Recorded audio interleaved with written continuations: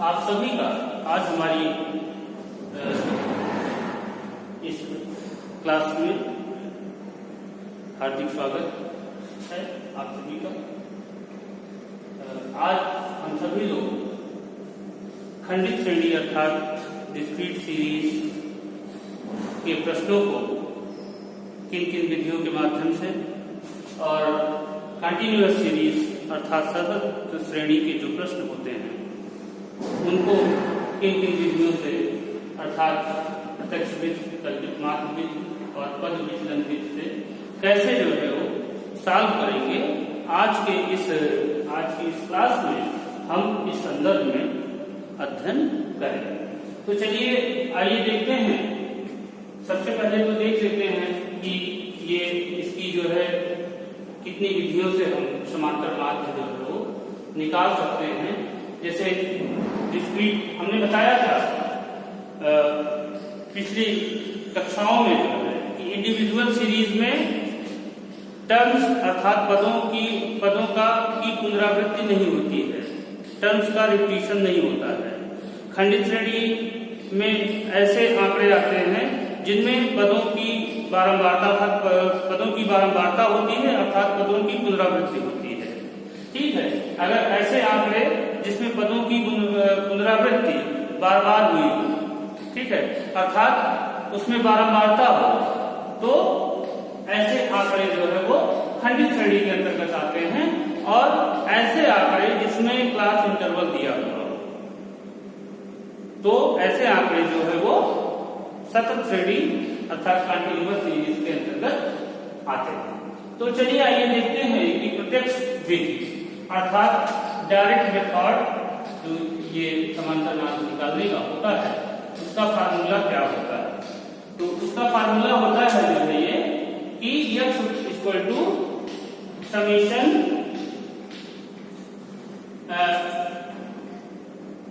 xi upon summation ये जो है डायरेक्ट मेथड से समांतर माध्य निकालने का फार्मूला है। अभी पिछले क्लास में हमने इससे संबंधित इस फार्मूले से संबंधित पर आधारित प्रश्नों को हल किया था और देखा था जो है कि कैसे इससे जो है बारंबारता इससे कैसे समांतर माध्य हम लोग निकालते हैं। उसके बाद जो सेकंड मेथड है वो है कल्पित माध्य विधि अर्थात assumed mean method. Assumed mean method में इसका जो फार्मूला होता है वो x बार इक्वल टू या am equal to arithmetic mean equal to x a plus summation fi into di upon summation fi। ये di जो है वो कल्पित माध्य होता है। ये di जो है वो विचलन डेविएशन का पद है। ठीक है, डेविएशन का पद है और di का मतलब होता है xi माइनस a। मतलब प्रत्येक पद से जो है एज्यूम्ड मीन जो हमारा कल्पित माध्य होता है उसको जब प्रत्येक पद से घटा दिया जाता है तो हमारा जो है वो डेविएशन विचलन निकल आता है। ठीक है, वो है di। उसके बाद जो थर्ड हमारा फार्मूला जो इसमें कंटिन्यूअस सीरीज में प्रयुक्त होता है वो है स्टेप पद विचलन विधि अर्थात स्टेप डेविएशन मेथड। इसमें इसका फार्मूला क्या होता है, इसमें जो है समांतर माध्य बराबर a plus h into summation fi ui upon summation fi। अब इसमें देख लेते हैं कि नोटेशन इसमें जो नोटेशन प्रयुक्त किए जो सैंपल सिंबल है प्रयुक्त किए गए उनका मतलब क्या होता है। a का मतलब होता है एज्यूम्ड मीन और h जो है वो है क्लास इंटरवल की विड्थ।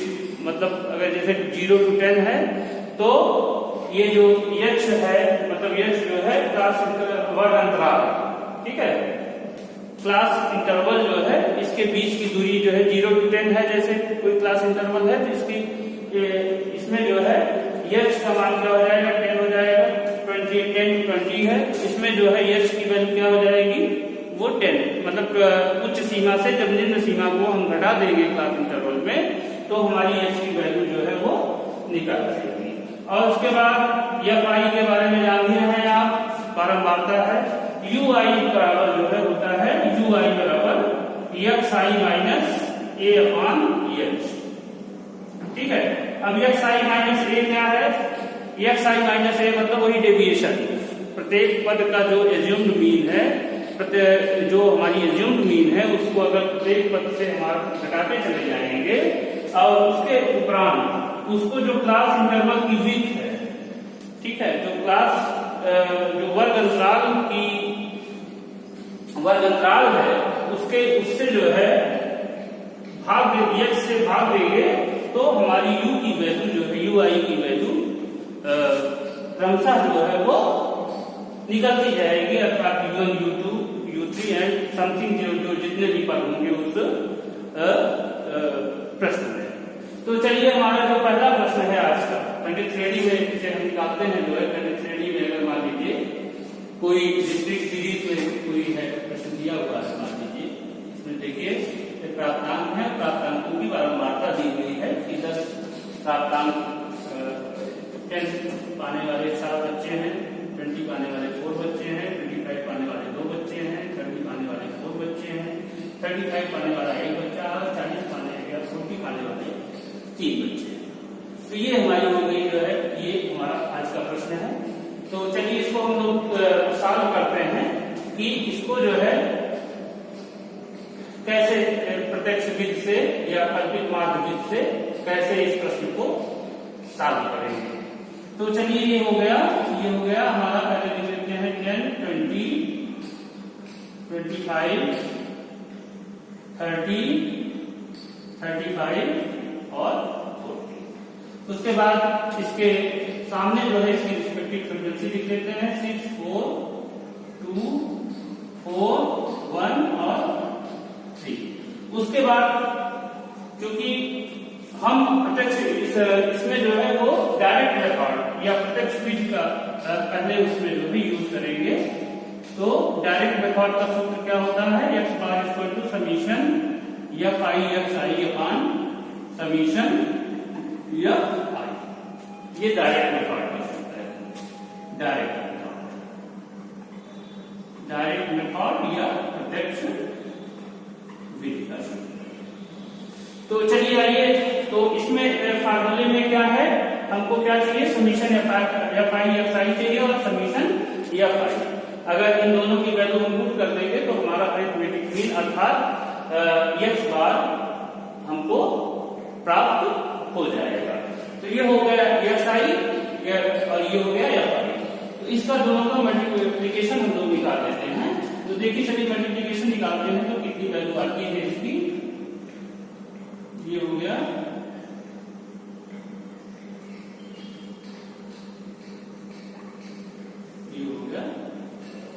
चलिए अब इसके बाद इसकी जो है समीशन एफ आई एक्स आई निकाल लेते हैं, देखते हैं कितना आता है इसका मान। ये हो गया 5 हो गया,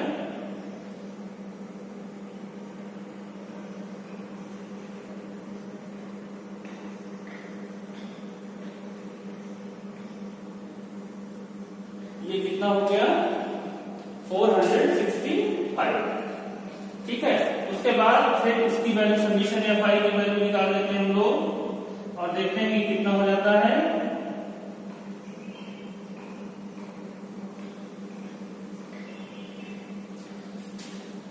ये हो गया 20। इसमें जो है क्या हो गया, अब इसमें जो है इसकी वैल्यू हम लोग क्या करेंगे, पुट कर देंगे। तो ये हो गया 465 डिवाइडेड बाई 20। अब इसकी वैल्यू फाइंड आउट करिए, इसको कैलकुलेट करिए कितना आएगा इसका।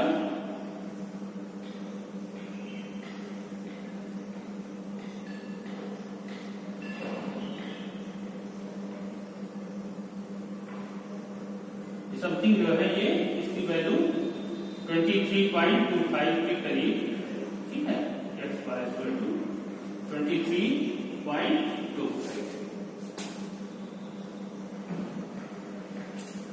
तो ये हो गई हमारा जो है ये अभी जो हमने समांतर मार्ग निकाला, अरिथमेटिक मीन निकाला जो है ये डायरेक्ट मेथड से निकाला। चलिए आइए इसको हम लोग जो है कल्पित मार्ग विधि से निकालते हैं और देखते हैं कि कैसे जो है इसको हम लोग सेकेंड मेथड अर्थात तो कल्पित मार्ग विधि का जो फार्मूला है वो है x bar equal to a plus summation f i into D आई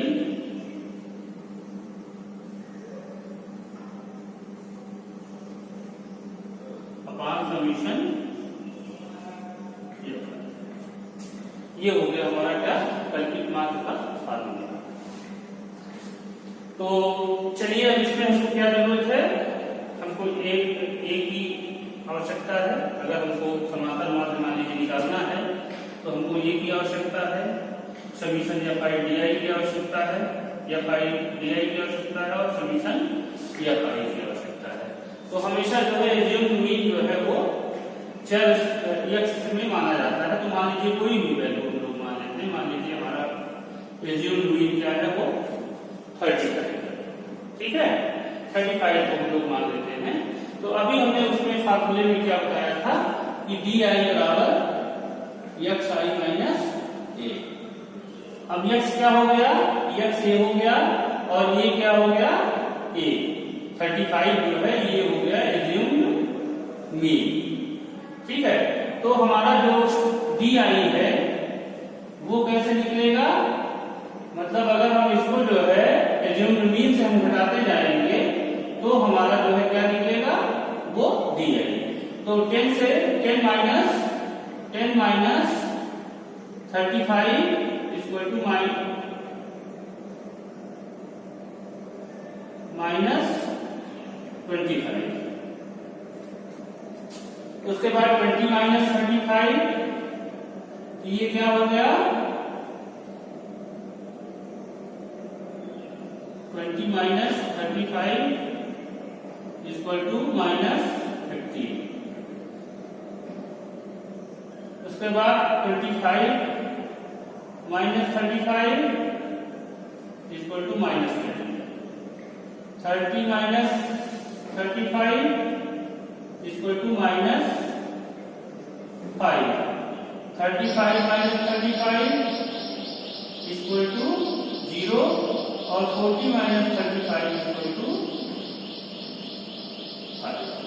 तो ये हो गया हमारा जो है क्या हो गया वो डी आई हो गया।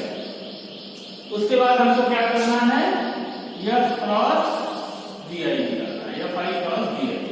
तो अब क्या करेंगे कि ये जो वैल्यू हमारी आई हुई है अर्थात ये माइनस 25,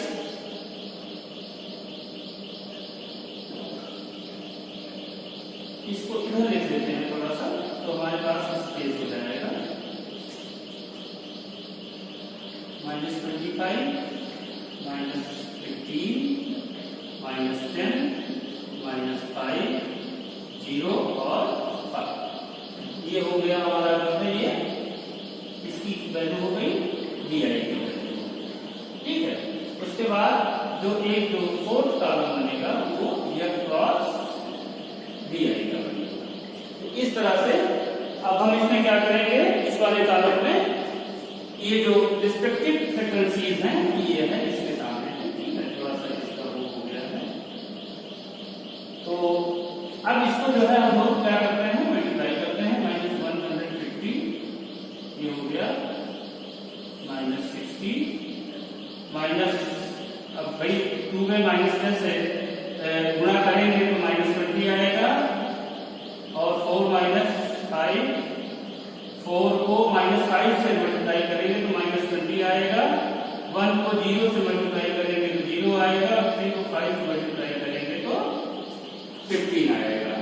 ये तो आप लोग इससे तो परिचित ही होंगे कि माइनस और माइनस तो जब भी गुणा करते हैं मल्टीप्लिकेशन करते हैं तो प्लस आता है, और प्लस प्लस का गुणा प्लस आता है, और मतलब अगर अगर माइनस माइनस का गुणा हो रहा है तो प्लस आएगा, और प्लस प्लस का गुणा हो रहा है तो भी प्लस आएगा। मतलब अगर चिन्ह जो है वो सेम है, समान है, तो उनका गुना जो है वो प्लस होगा। और अगर अपोजिट है अर्थात माइनस एक माइनस मल्टीप्लाइड बाई प्लस, इसका जो है वो माइनस आएगा, या प्लस मल्टीप्लाइड बाई माइनस, इसका जो है वो माइनस आएगा। इस तरह से हम लोगों ने जो है इसको एफ क्रॉस डी आई वो निकाला। अब चलिए इसके बाद क्या जरूरत है हमको, इसके समीशन की जरूरत है। Summation F I D I की जरूरत है, और समीशन एफ आई की जरूरत है, ये हमने ऑलरेडी माना हुआ है। तो summation F I D I निकाल लेते हैं हम लोग और देखते हैं कि कितना हुआ। Summation F I D I बराबर ये हो गया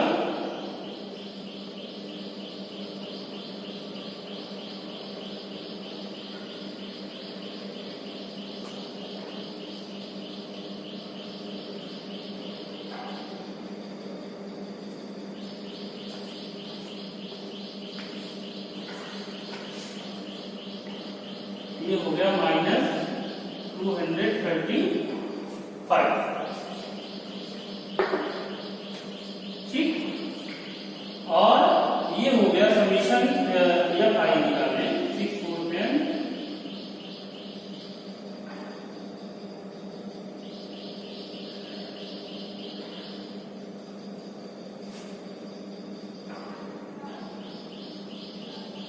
समीशन एफ कितना आ गया हमारा, आ गया वो 20।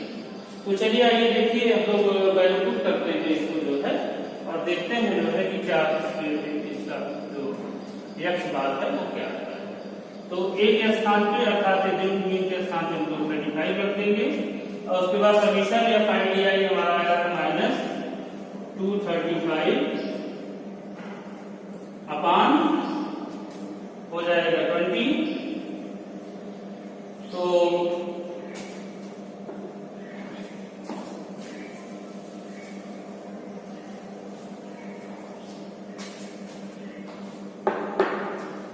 नेक्स्ट स्टेप में हम लोग यहां लिख लेते हैं 35 माइनस 235 डिवाइडेड बाई 20।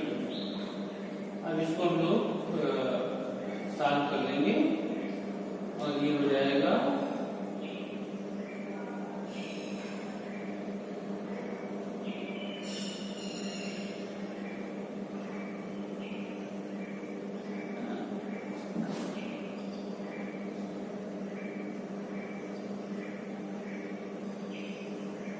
ये लगभग इतना हो जाएगा। और 35 को जो है इसमें से अगर हम लोग घटाएंगे तो ये कितना आ जाएगा 23.25। इस तरह से हम लोग देख रहे हैं कि हमने प्रत्यक्ष बीज से निकाला तो समांतर माध्य का मान कितना है 23.5, और हमने कल्पित माध्य बीज से निकाला तो भी हमारा जो है वो समांतर माध्य कितना आया वो 23.25। तो प्रायः जो है समांतर ये जो कल्पित माध्य विधि का प्रयोग जो है वो, जैसे पदों का मान बहुत ज्यादा हो या बारंबारता का बहुत ज्यादा हो, तो ऐसे उसमें हम लोग जो है कल्पित माध्य से समांतर माध्य का मान निकाल सकते हैं। तो हमारी जो कैलकुलेशन होती है, हमारी जो गणना होती है वो आसान हो जाती है।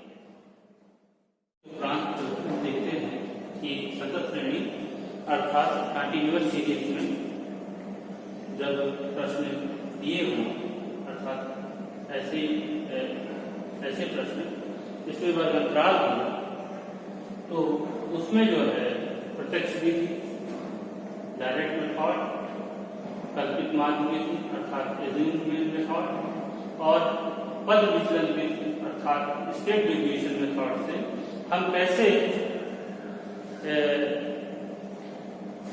वैल्यू को फाइंड आउट करते हैं, ये जो है आज हम इसको भी देखते हैं। ठीक है, तो पहला तो हो गया प्रत्यक्ष विधि। ठीक है, पहली हो गई क्या होगी प्रत्यक्ष विधि या डायरेक्ट मेथड। प्रत्यक्ष विधि डायरेक्ट मेथड इसमें क्या है, इसमें x bar equal to summation f i x i upon summation f। ठीक है। अब इसमें पिछली कक्षाओं में हमने आपको बताया था जैसे जो वर्ग अंतराल दिया हुआ है ये जो है 0 to 10 है, ये जो 0 है इसकी निम्न सीमा है और 10 इसकी जो है उच्च सीमा है। 10 to 20 मान लीजिए कोई क्लास इंटरवल या वर्ग अंतराल दिया हुआ है तो 10 जो है इसकी निम्न सीमा है और 20 इसकी जो है वो उच्च सीमा है। और उसके बाद 20 to 30 है, तो इस तरह से जो इसका जो पहला है वो इसकी निम्न सीमा हो है, 20 इसकी निम्न सीमा है और इसकी जो 30 इसका जो 30 है वो इसकी उच्च सीमा है। इसी तरह से प्रत्येक वर्ग अंतराल के लिए निम्न सीमा और उच्च सीमा होती है। तो ये हो गया हमारा ये प्रत्यक्ष विधि से। आइए हम लोग निकालते हैं जो है इसका। तो इसके लिए हम क्या करेंगे कि ये तो हमारा हो गया प्रश्न, इसके लिए हम पहले मध्यमान बिंदु अर्थात x, ठीक है, x मध्यमान निकाल लेते हैं इसका। ठीक है। तो मध्यमान निकालने के लिए हमारा जो फार्मूला होता है वो होता है कि मध्यमान बराबर निम्न सीमा प्लस उच्च सीमा डिवाइडेड बाई 2। ये होता है मध्यमान का फार्मूला। मध्यमान निकालने निम्न सीमा प्लस उच्च सीमा डिवाइडेड बाई 2। तो अब इसमें निम्न सीमा है, इसको दोनों को जोड़ लीजिए और इसको 2 से भाग दे दीजिए। 0 plus 10 divided by 2 equal to 5 और इसको 10 और 20 को जोड़ेंगे तो हो जाएगा 30। 30 को 2 से डिवाइड करेंगे तो हो जाएगा 15। इसी तरह से ये 50 हो जाएगा, 50 को 25 हो जाएगा, ये हो जाएगा 35 और ये हो जाएगा 42, 50 ये हो जाएगा 45। ठीक है। तो हमने क्या किया कि इसको और इसको जोड़ लिया दोनों को, उसके बाद 2 से डिवाइड कर दिया तो ये वैल्यू हमारी आ गई। और आप देख रहे हैं कि यहाँ सभी में जो है 10 का डिफरेंस है, तो यहाँ भी 5 है, 15 है, 25 है, 35 है, सबके बीच में कितने का डिफरेंस है वो 10 का डिफरेंस है। तो हमें चाहिए क्या, हमें fi और xi चाहिए। ये f हो गया। ठीक है। तो हमारा जो नेक्स्ट कॉलम है वो बनेगा f क्रॉस x का। तो अब इसमें हम क्या करेंगे कि इसको जो है वो मल्टीप्लाई कर दें। 6 में 5 का गुणा करेंगे 30 आ जाएगा, इसमें 75 आ जाएगा। ये 2 को 25 से गुणा करेंगे तो 50 आ जाएगा। ये इसको जो है करेंगे 35 को 3 से तो 105 आ जाएगा और ये इसको करेंगे जो है तो ये आ जाएगा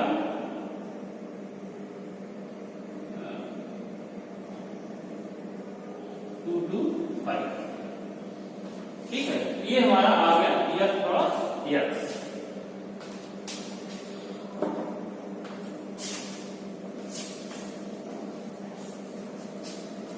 अब इसमें हम क्या करेंगे कि समीशन fx हमको निकाल देंगे। इसका जो है समीशन fx क्या होगा, तो इसका समीशन fx जो है वो हो जाएगा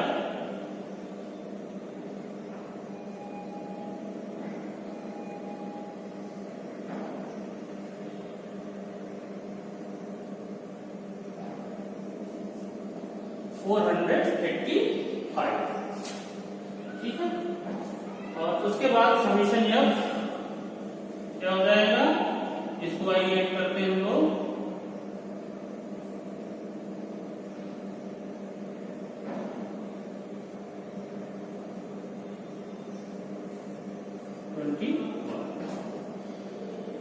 तो चलिए इसको जो है हम लोग क्या करते हैं कि इसको जो है इसकी value summation f i x i की वैल्यू कितनी आई है 485 आई है और समीशन f i की वैल्यू कितनी आई है 21 आई है। जब इसको सॉल्व कर देंगे हम लोग तो ये कितनी आ जाएगी वैल्यू इसकी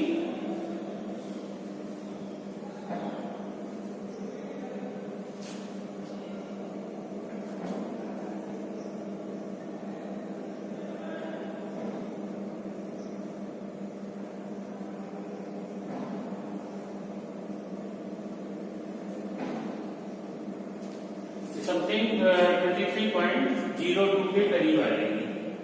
ठीक है, इसको सॉल्व करके आप लोग देखिए जो है। उसके बाद सेकंड जो है वो है कल्पित माध्यमिक। कल्पित माध्यमिक से आइए जो है इसकी वैल्यू निकालते हैं हम लोग। तो इसमें क्या करेंगे हम लोग जो है x बार इक्वल टू, इसका फार्मूला क्या है, x bar equal to a plus summation fi di मान समीशन fi, ये है इसका फार्मूला। di का मान जानते हैं कि di बराबर xi माइनस a होता है। ठीक है, तो हमको जो है इसमें क्या करना है, x में क्या करना है, वो कोई भी जो है वो ये मान लेना है। मान लीजिए हमने इसको जो है एक मान लिया।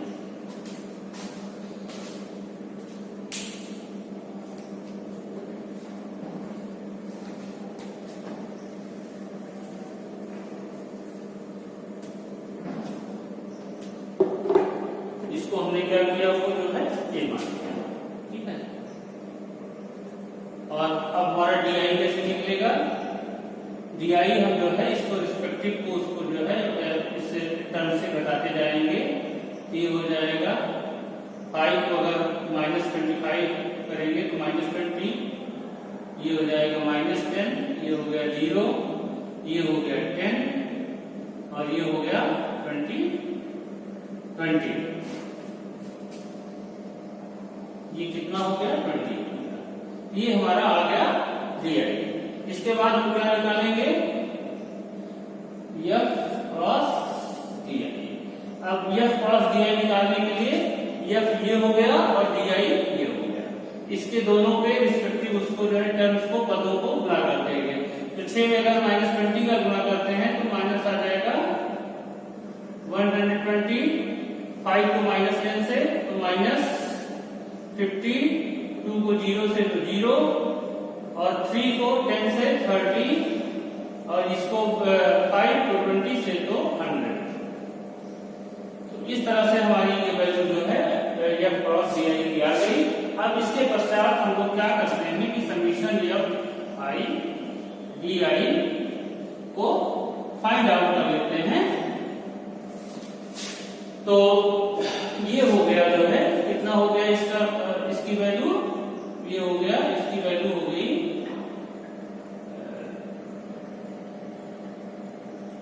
-40, क्योंकि ये हो गया -170 हो गया और ये 130 हो गया। तो 130 माइनस 140 इक्वल टू -40 और समीशन fi हमने ऑलरेडी निकाला हुआ है 21।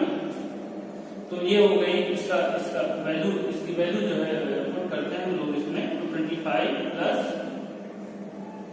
ब्रैकेट में -40 अपॉन 21, ये हो गई 25 -40 डिवाइडेड बाई 21। अब 21 को आप डिवाइड करिए जो है तो देखिए क्या आता है, 25 माइनस